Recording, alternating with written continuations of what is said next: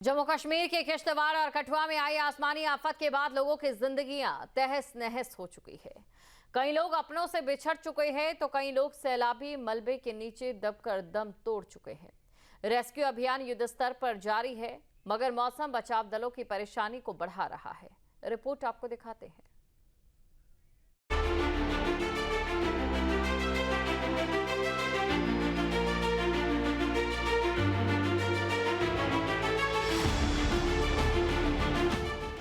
जम्मू कश्मीर में आई आसमानी आफत के बाद लोगों की जिंदगियां तहस नहस हो चुकी हैं, क्योंकि 60 से ज्यादा लोगों की मौत की खबर अब तक आ चुकी है। ये लोग आज आंखों में नमी लेकर खामोश बैठे हैं। हादसे की भयावहता से सहमे हुए हैं, साथ ही चिंता में हैं कि इनके परिवार के खोए हुए सदस्य कब इनको वापस मिलेंगे। एक सवाल और भी मन में कूद कर रहा है, वो है कि जो खोए हैं वो वापस मिलेंगे भी या नहीं। किश्तवाड़ के बाद कठुआ में तबाही।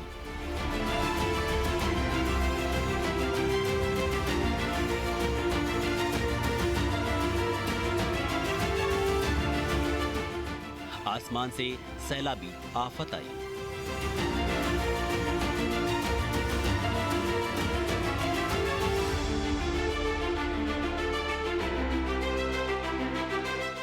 रफ्तार पकड़ रहा रेस्क्यू अभियान।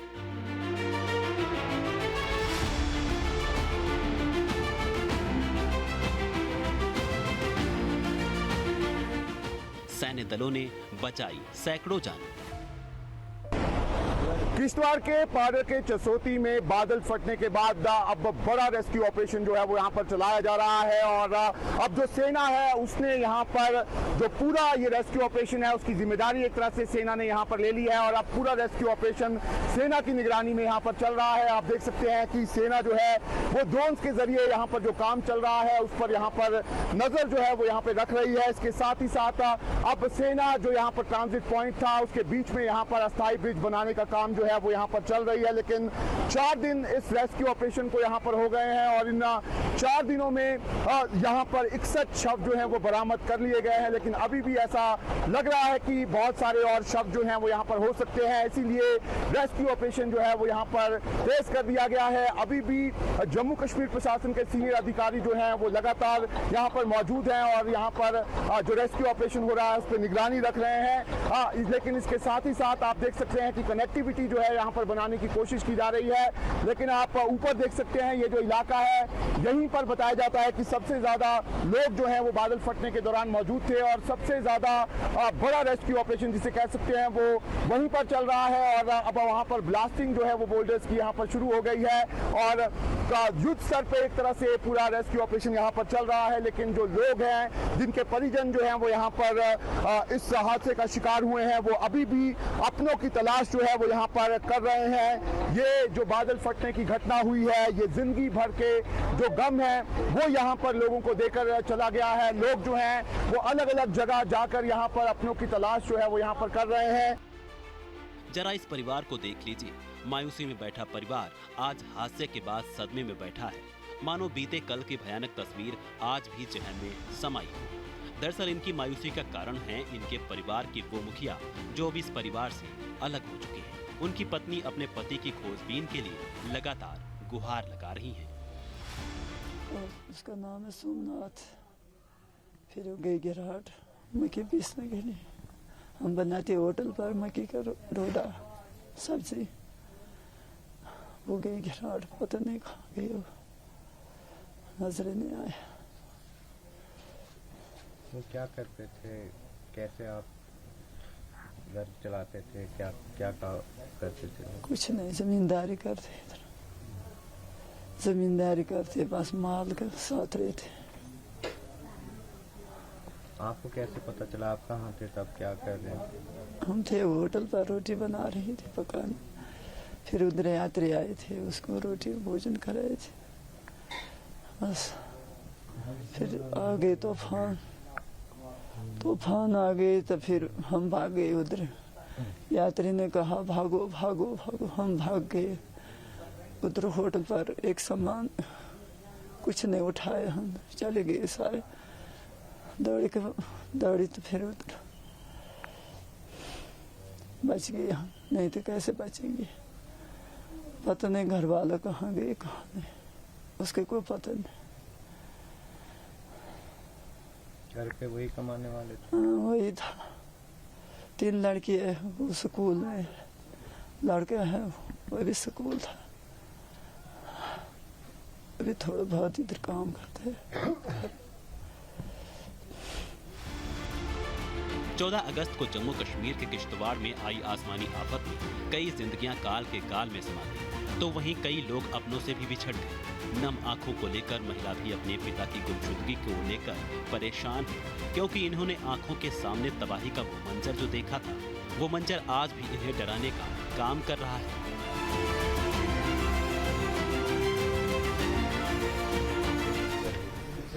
सर मेरी मम्मी जो थी रोटी बना रही थी और उधर मतलब चूल्हे में लकड़ी खत्म हो गई थी, मैं लकड़ी बना रही थी और मैंने वहाँ से देखा, बाहर निकली होटल से और मैंने देखा उधर से मतलब यात्री बेचारे दौड़ दौड़ के आ रहे थे और मैंने एक भैया बेचारा आया था उधर से दौड़ लगा के, मैंने उसको बोला क्या हुआ भैया, बोलते पत्थर आ रहे पत्थर। मैंने सोचा ऊपर से पत्थर मतलब ऊपर से पहाड़ टूटे है तब ये भाग रहे।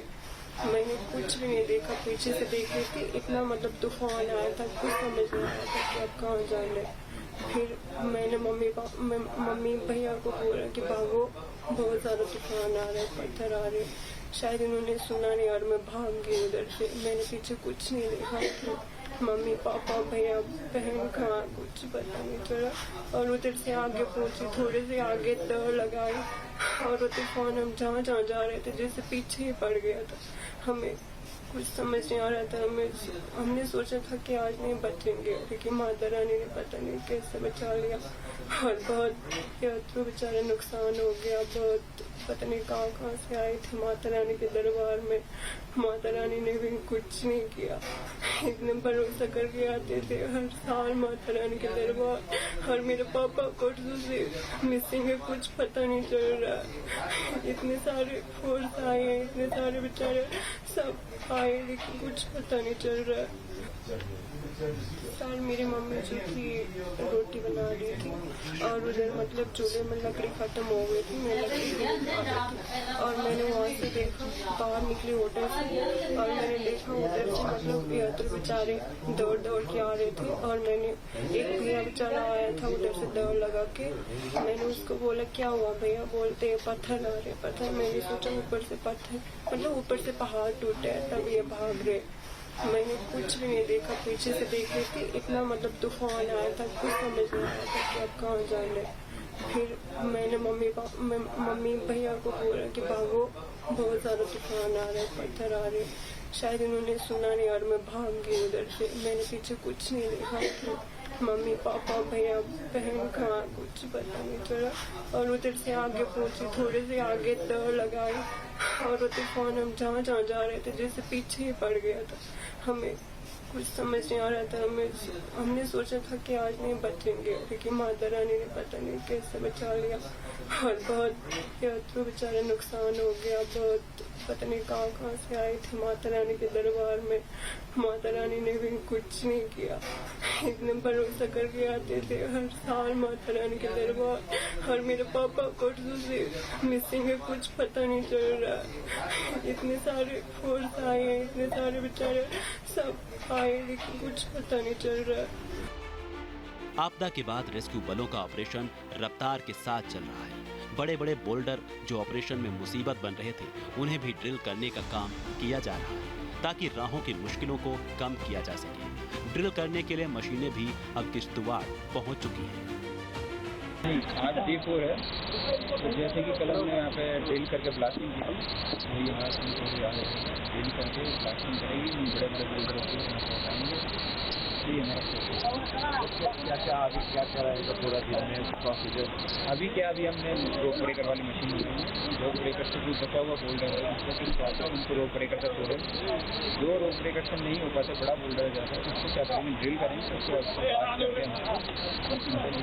फिर और क्या क्या मशीनरी यहाँ पे लग रही है, अभी क्या क्या इक्विपमेंट। अभी यहाँ पे SMRT है हमारी जो ड्रिल करती है, बड़ी LNT है, वो है, व्हील लोडर हमारा लगा हुआ है, मशीन है। तो मैन पावर कितनी लगी हुई है और कितना डिफिकल्ट लग रहा है आपको यहाँ पे? मैन पावर हमारी अभी यहाँ पे 3 दिन से हम कंटिन्यू मैन पावर है हमारे पास, यहाँ 100 के अप्रोक्स मैन पावर हमारी रहती है। तो कितना मुश्किल लग रहा है कि इतने बोल्डर्स को निकालना और उसके बाद रेस्क्यू करना?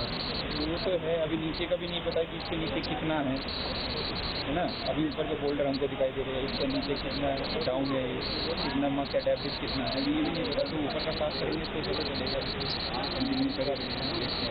आज दिन भर लगा रहेगा? आज दिन भर हम ब्लास्ट को क्लीनिंग करेंगे और यहाँ से जितना हो सकता है यहाँ से बोल्डर करेंगे।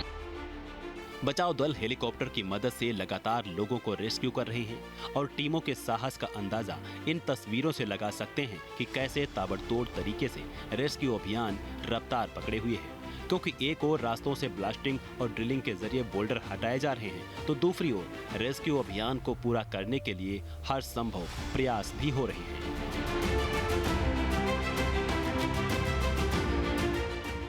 पिछले 3 दिनों में हमने काफ़ी प्रगति हासिल की है। जो यहाँ जो सबसे बड़ी दिक्कत आ रही थी वो आपके सामने देख रहे हैं कि बड़े बड़े बोल्डर्स आए हुए हैं। तो इन बोल्डर्स को फ्रैगमेंट करने में के लिए हेवी मशीनरी की ज़रूरत थी, जो हम लोगों ने मूव करा लिया है और BRO की मदद से इनको फ्रैगमेंट किया जा रहा है। ज़्यादा ज़रूरत पड़ रही है वहाँ एक्सप्लोसिव यूज़ करके इनको टुकड़ों में तोड़ करके उनको हटा करके उनके नीचे के स्थानों की तलाशी की जा रही है।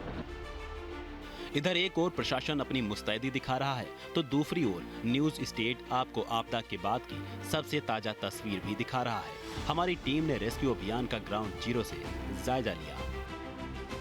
किश्तवाड़ के पाडर के चसोती गांव में बादल फटने के बाद हर जगह तबाही जो है वो देखी जा रही है, लेकिन ये तबाही क्यों हुई है उसके पीछे कई कारण जो हैं वो बताए जा रहे हैं। दरअसल ये जो आप आगे का इलाका यहाँ पर देख रहे हैं, यही पूरा चसोती का इलाका है और ये जो सामने यहाँ पर पहाड़ों के बीच में आपको नाला नजर आ रहा है, इसी नाले में ये जो बादल है वो फटा है। और जो खबर अब यहाँ पर आ रही है उसके मुताबिक करीब 10 किलोमीटर पीछे यहाँ पर रजाई नाला था, जहाँ पर ये बादल फटने की घटना हुई और उसके साथ जब यहाँ पर सैलाब आया तो उसको रास्ते में यहाँ पर कोई जगह नहीं मिली, क्योंकि चारों तरफ से वो जो नाला था वो पहाड़ों से घिरा हुआ था। जिसके बाद जब ये जो सैलाब चसोती गांव में पहुंचा, तब यहाँ पर ये बादल जो था वो घरों को यहाँ पर अपनी चपेट में लेता हुआ जो है वो यहाँ पर आगे बढ़ा। ऐसे में साफ तौर पर चसोटी के इस इलाके में जिस तरीके से ये बादल फटा है, साफ ये जाहिर है कि जो अलग अलग यहाँ पर एरिया पड़ते हैं ग्लेशियर्स के, वहाँ से कई जो यहाँ पर वाटर स्ट्रीम्स हैं वो निकल रही हैं और कहीं ना कहीं उसकी वजह से ये पूरा का पूरा यहाँ पर हादसा जो है वो हुआ है। सर, हम देख रहे हैं कि ये पूरा एरिया चसोटी वो इसकी चपेट में आया, लेकिन इतना ज्यादा एकदम यहाँ पर कैसे सैलाब आ गया? सर ऐसा मैं आया कि हम सब अपने गांव में बिजी थे, यात्री लंगर पे खाना खा रहे थे, तो अचानक आया जिसमें कि लोगों का आना जाना बड़ा मुश्किल हो गया। प्रशासनिक अधिकारियों से लेकर शासन तक के लोग इस हादसे पर नजर बनाए हैं। विभागीय अधिकारियों का भी कहना है कि जल्द इस आपदा में दबे फंसे लोगों को रेस्क्यू पूरा कर लिया जाएगा।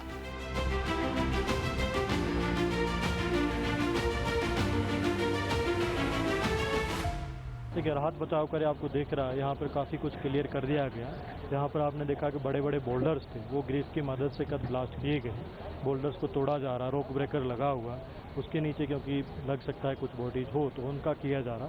उसके अलावा आप देख रहे हैं यहाँ पर पावर सप्लाई रिस्टोर कर दी गई है, वाटर सप्लाई रिस्टोर कर दी गई है और ब्रिज देख रहे हैं आर्मी की मदद से यहाँ पे लगाया जा रहा, जो कि जिससे कि आने जाने वाले लोगों के लिए जो है वो सुविधा हो जाए। जितने भी मचेल में यात्री जो थे स्टैंडर्ड थे, उनको कल के डेट तक सभी को यहाँ से सेफली निकाल दिया गया है और सब उनकी प्रॉपरली व्यवस्था की गई है और आप जहाँ देख रहे हैं सब कुछ यहाँ पर किया जा रहा प्रॉपरली। चैलेंजेज में ये है कि तो जो लोकेशन है उसके बाद में बड़े बड़े बोल्डर्स हैं, उसके अंदर निकालना है, उसके अंदर लोगों का आना जाना है, वो थोड़े चैलेंजेस था।